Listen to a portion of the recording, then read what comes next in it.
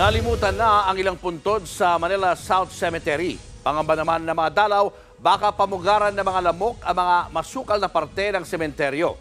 At live mula sa South Cemetery, nasa frontline ng balitang yan si JC Cosico. JC, kumusta ang sitwasyon dyan? Julius, sa ngayon nga ay marami na nga yung pa-exit dito nga yan sa Manila South Cemetery.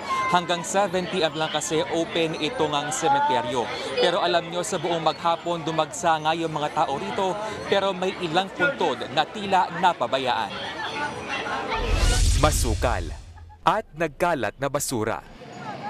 Hindi mo aakalaing sa loob yan ng Manila South Cemetery, isa sa pinakamalaking sementeryo sa Metro Manila. Hindi na kasi nalilinis ang ilan sa mga puntod doon, lalo na yung mga hindi na nadadalaw.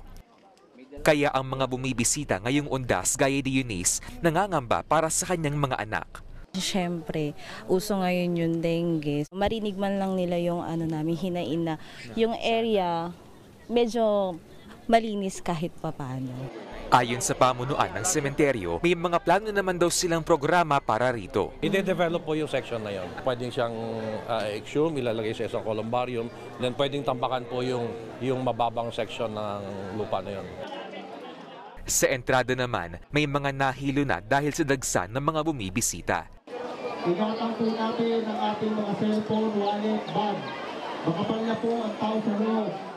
Naging mahigpit din ang inspeksyon bago makapasok. Dahil kahit taon-taon ang paalala sa mga bawal dalhin, may mga nahukumpiska pa rin. Hindi rin pinapasok ang mga may dalang alagang hayop gaya ni Rebecca. Palitan na lang po kami pagkatapos talagang kapatid ko siya naman yung magbabalik.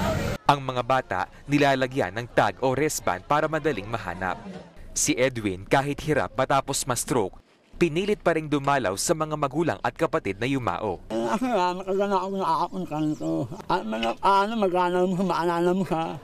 May libreng sakay naman para sa mga hirap maglakad sa loob ng sementeryo.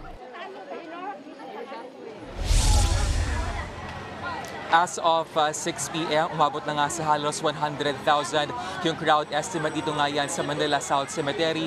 Doon po sa mga hindi makakahabol ay bukas po itong sementeryo bukas ng alas 5 ng umaga. Balik sa inyo. Maraming salamat, JC Cosico. Mga kapatid, Julius Babaw po. Iba na ang may alam at may pakialam sa panahon ngayon. Para sa frontline ng mga balita, mag-follow at mag-subscribe sa social media pages ng News 5.